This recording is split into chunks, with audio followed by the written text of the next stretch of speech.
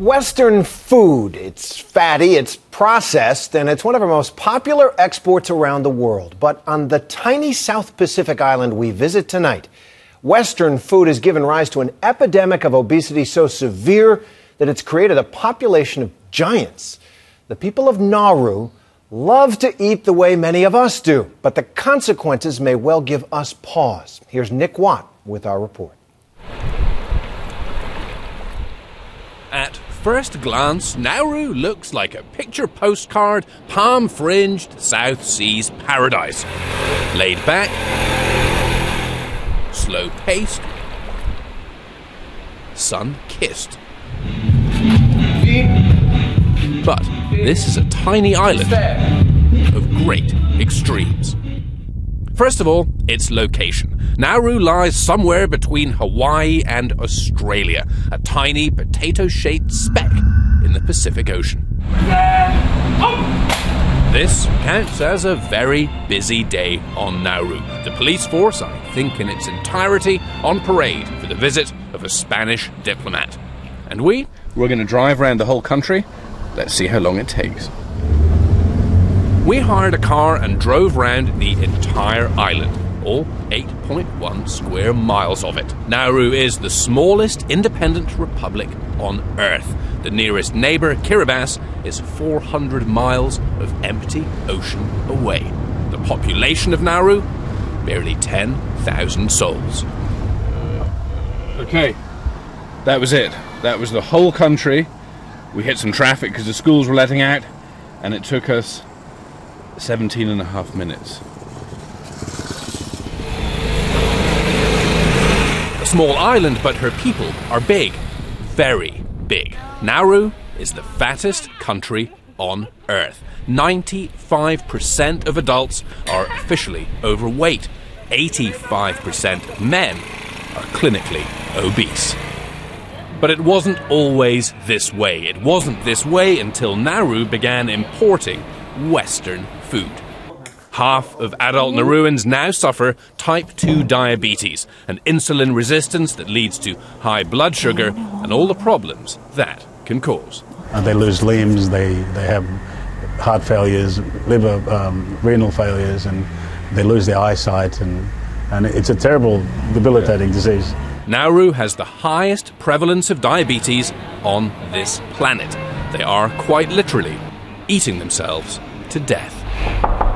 We came to Nauru to find out what has happened to this once healthy nation. How are you? If you look at the old pictures, you see some very athletic people, very slim, healthy people. They were living off the land. They had much more physical activity because they had to go and gather and hunt and grow the food in order to survive. So they've gone from hunter-gatherer lifestyle to Western lifestyle and not a very healthy one at that. The roots of this spectacular decline lie here in Nauru's phosphate strip mines, fossilised marine life exported to the world as a fertiliser. Phosphate brought great wealth and development. Briefly, in the 1980s, Nauru had the second highest per capita income in the world. And that's when they started importing fatty, processed Western food. That's when their fatal love of fast food was born. That's when diabetes took hold. But this was not a problem before Westerners arrived here? Oh yeah, no, because they just had mainly fish. And that's sort of like the healthier part. And they didn't have frying pans and fat then, oil to fry it in. So it was either raw or cooked on the fire. You know, it was just really healthy. Which is about as healthy as you can get. They stopped eating so much grilled fish and started eating more fries. This is what happens when you gorge on all the food money can buy.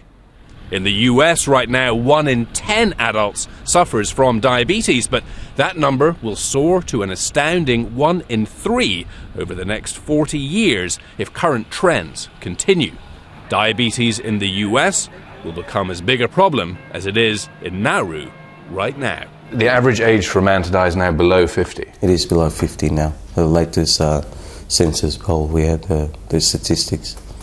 And that's fallen from what? I think from about 55, 56 to about now 48, 49. And that's fallen within the past I think in the past, probably last 5-6 years. Wow. Nauru, as is plain to see, is now poor again. The mining has slowed down and the money has dried up, wasted on bad investments, lost to corruption, stolen by foreign conmen.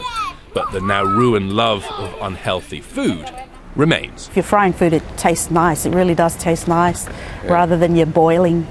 Salty snacks and sugary sodas are very popular, and this thick concoction has become a sort of national drink. It's just iced coffee with sugar, milk. Everyone drink it with the sugar. It's popular. With the sugar, it's popular, and without the sugar, no, it's not popular. Not popular. Fruit and vegetables aren't popular either. They're too expensive to import. Places like this, the Pick and Save, are a huge part of the problem. They do not sell any fruit, any fresh vegetables, no fresh produce whatsoever. But they've got shelves stacked with stuff like this, imported luncheon meat, and that is 23.2% fat. Type 2 diabetes, a preventable disease, is spreading across the world with the spread of convenience foods. And it's crippling Nauru.